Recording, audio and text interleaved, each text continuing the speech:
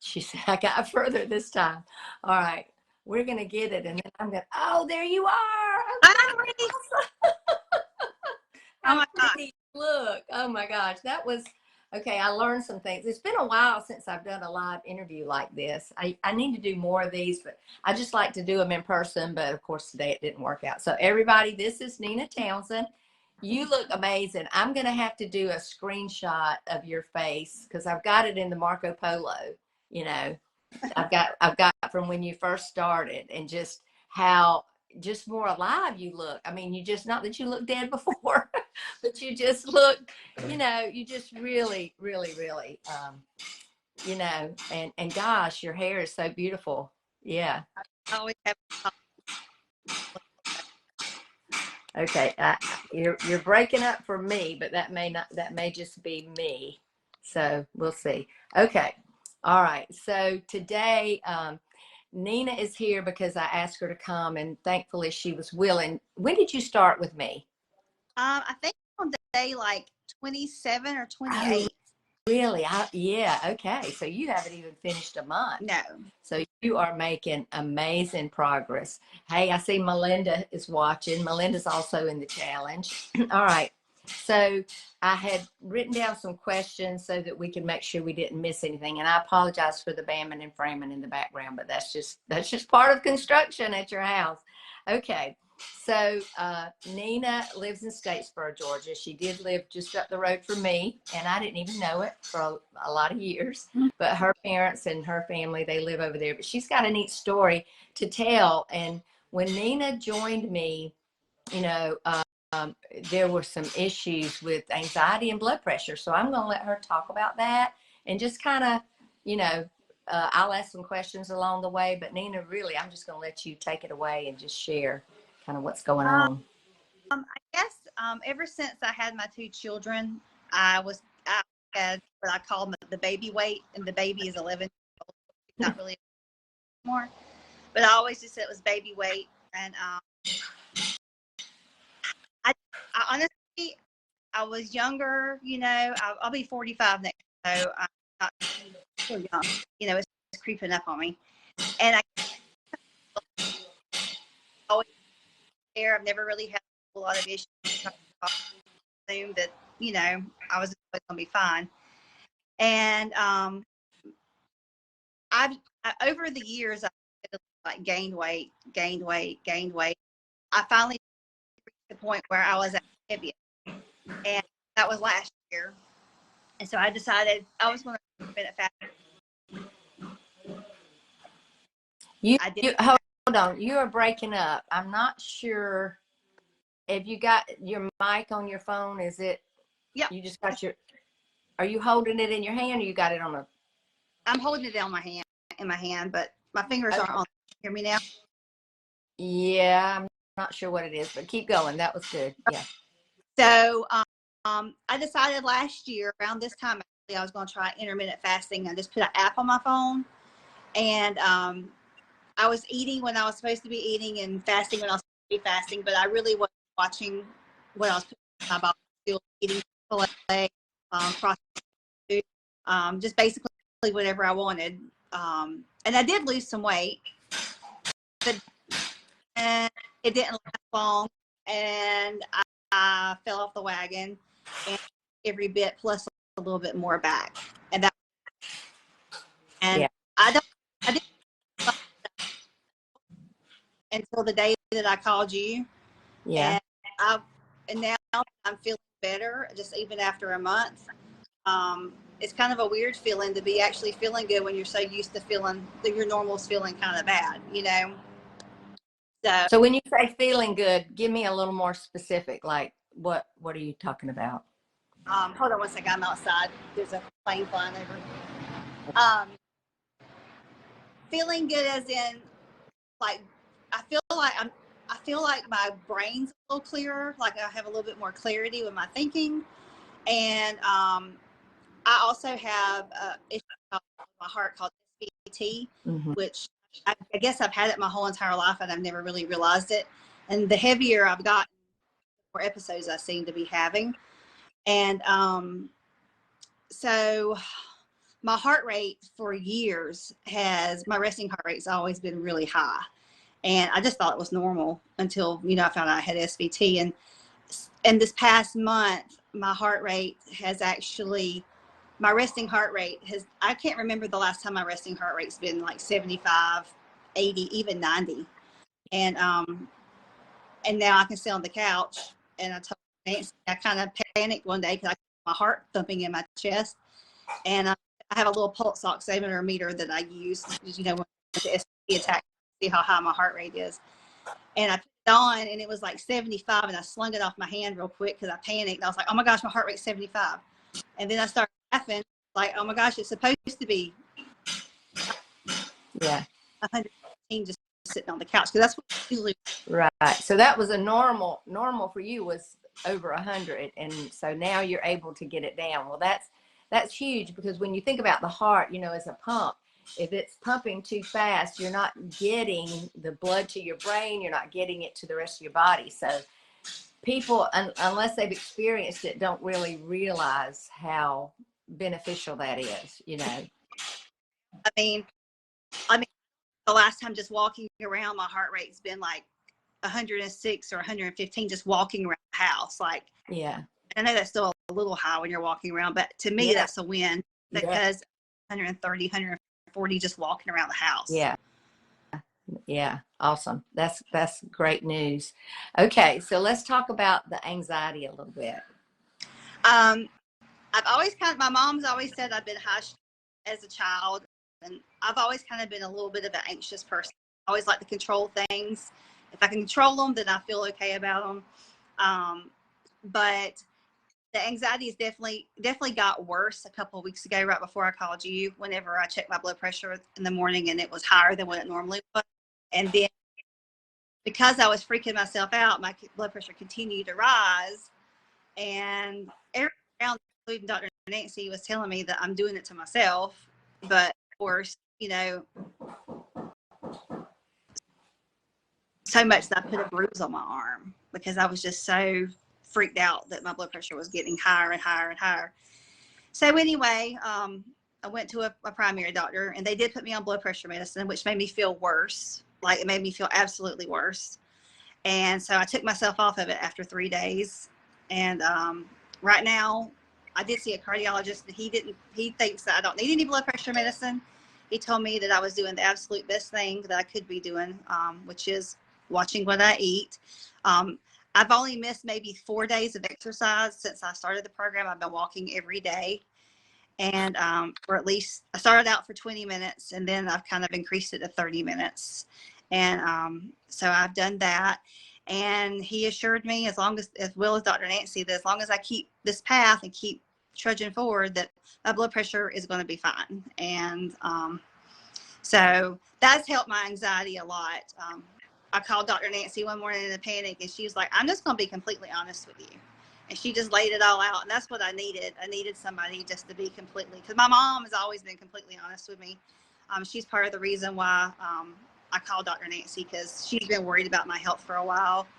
And she was like, she's been following Dr. Nancy, and she's implemented a lot of the stuff that she recommends, and with the oils and all that stuff. So anyway, so now that I'm here, I've had the last couple of days, my blood pressure has been very good, and I have kept my anxiety down. And I curled my hair today, and I told my husband, I was like, I am taking my life back.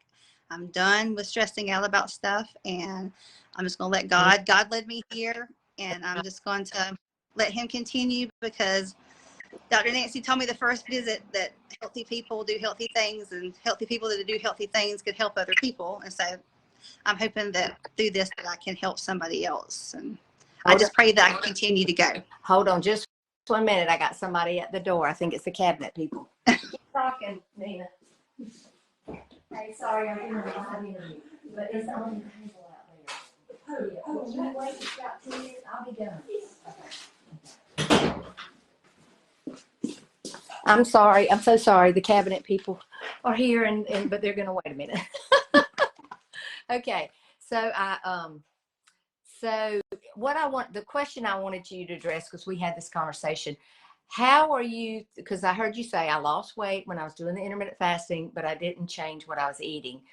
Tell me how your thinking about food has changed, like what food is, the place that food holds, how you're able to make better choices, and how's that gonna help you going forward? Well, honestly, when my blood pressure shot up, I realized that I had completely done this to myself. I mean, and I had completely done everything to myself. And then when that happened, I feel like that was a God slap to help me wake up. And so, honestly, since I had that conversation each time, um, I my whole attitude towards food has been completely different. Like I don't even think about it anymore for like a crutch. Like if I'm stressed or nervous or feeling snackish, I honestly have not had an urge at all to do anything outside of what you've told me to do. I know I've called you a couple of times about wanting to eat fruit. Yeah, yeah. That's about the only thing, I really would like, even though the other day you told me I could, I still haven't ate any. I'm still trying to wait a couple more days till I'm on month 2. But really and truly, I'm looking at it as something to fuel my body now instead of just to have something to do or because I'm bored. Yeah. And like I was earlier, my 14-year-old son, he told me the other day, he was like, Mom, I'm so proud of you. He was like, you're doing so good. And, he's been health conscious for a little while. He's 14. He takes all the health classes in school. And, he actually eats really well for a teenager. And he's like, I'm just so proud of you for making healthy choices and, trying to make yourself feel better for us. And so I'm hoping for him and my daughter both, this will be kind of a lesson for them because, if I have to go through this to make them understand, that they need to make better choices and not live like I did and just eating food for comfort, just doing whatever. And because Yeah. here in the South, everything, food's around everything. Exactly. Yeah. Our life. And with Emma Charles, my daughter, she's a performer and we live part-time in Pigeon Forge, Tennessee in a camper because she works at Dollywood. And I really and truly feel like that's probably the worst things for my health, because living in a camper is just quick, easy, eating fast food, just quick and easy. And so I know what it's doing to me, and I can only imagine what it's doing to her, and she's 11. So Yeah. we'll be leaving in a couple of weeks to head back for the Christmas season for her to perform. And I bet you $100 all that'll be changed. There Like you food, go. if we do have to eat fast food, I'm to the point now where I can skip a meal and be completely fine, just drink water. And as long as I told her she's just got to make healthier choices for herself, Yeah. learn. You're actually going to save money on food because honestly, even the fast food places now, they used to be cheaper, but it's expensive. And just think what you're getting is really not fuel. Right. What y'all got going on up there, you're going to need to really fuel your body. So and I'm right here to help you get through that. And most people don't realize, we're entering the food season, Halloween, Thanksgiving, Christmas, everything's going to be about food, people bringing food. This is the very best time to start getting healthy because most people gain, you could probably vouch for this too, Nina, 15, 20 pounds through the food season because there's so much food available. And then you're moving into the fall, you're not outside, you're not moving as much like you are in the summer. And so that's what I remember the first challenge we did, we started it in the fall. This was 7 years ago. And I was like, is this the best time? I mean, people are going to be thinking about, I'm like, yes, it's the very best time because if you can get through the holidays without packing on more weight and just feeling that compulsion to eat this and eat that, then you can make it. You can totally do it. And so I'm excited. I'm excited about that. And congratulations on your daughter. I think that's so exciting. We're going to Dollywood. I don't know if we'll be up there when she's there, but we're going up there. I'd love to see her. Yeah. Well, it really is amazing. After even after probably the first week, I mean, I was just so committed to doing it. And I will tell you, I cried some, not because I wanted food, but just because my body was just kind of going through, not only was I having anxiety and blood pressure issues, but I guess my body was, I completely just stopped sugar and carbs like the day after I told Nancy. Like I didn't eat anymore. And I did fruit, and I realized I wasn't eating fruit, but that was probably the only sugar. But a week and a half, I mean, it really felt like there was a battle going on inside my body. And that's what it is, because you're dumping all those toxins, and you're dumping some good stuff too when you start the dumping process. But then after a few days, then it's like, okay, let's just get the electrolytes going. But you've been a trooper. I'm just so proud of you, and I can't wait to see. I told her, I said, I've got a screenshot. We have a Marco Polo group where we get on and you can record videos. And when she first started, I've got a video of her, so I can take a screenshot and compare it to this. I'm going to take a screenshot right now of this, so I'll have it. Yeah. And just compare it, because, the first place I notice people lose is in their face and their neck, but really where you're really starting to drop fat is around your organs. And how great is that? That's how our body works. When we're not storing more, we're not eating more than we need, then our body isn't storing fat. It's actually burning fat, and it'll burn that up. And it is really amazing how your body responds. And you're at the perfect age to make these changes. I did want to address what you said about your children. My children they're all grown, 40, 36, and somewhere around there, 40, 38 and 36, somewhere in there. But I see them, of course, Matthew coaches in the program, but I see them making choices, now, and so that they can avoid the gain, they can avoid the unhealthy time in life when, you notice kids start going from, well, they're always skinny, they never gain any weight. And then all of a sudden you say that around the middle. Well, that around the middle is very, very dangerous, and people don't realize, because it's actually belly fat. And that's the kind that causes us to become diabetic, causes our insulin levels to go up, causes our blood pressure to go up. So good for you. You're setting a great example. And here's what I said to you earlier. I said, your kids, they may not stick with it now, but when they start hitting that, or they may, you never know. But when they start hitting that gaining stage, it's going to pop in their mind, Mama did something, and I remember now what it was. It was this. And they will begin the fasting, the making the better choices, choosing food that's good fuel. So way to go, Nina. I'm so proud of you. And myself, that's one thing that I decided that I wasn't going to do. I wasn't, but because I've had several doctor's appointments in the past couple of weeks. When I started, I'll tell you, when I started, I was at 212. Yeah. I went to the doctor on, I guess it was Tuesday or Wednesday, and I was 189. Okay. Awesome.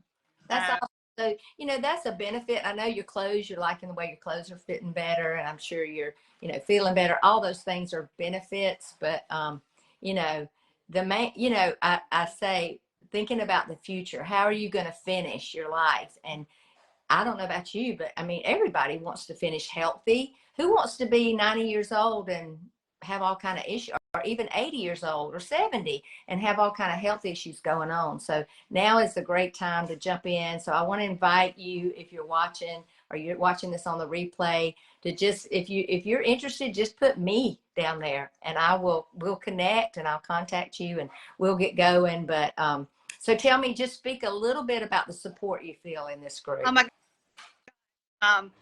it's been amazing. I tried to get on and talk, but when I was going through with my blood pressure spikes, I just was kind of like, I kind of went back and withdrew into myself. But I would watch the Marco Polos, and sometimes I would make myself just absolutely just post. And most of the time I was just venting about how I was so stressed out and scared.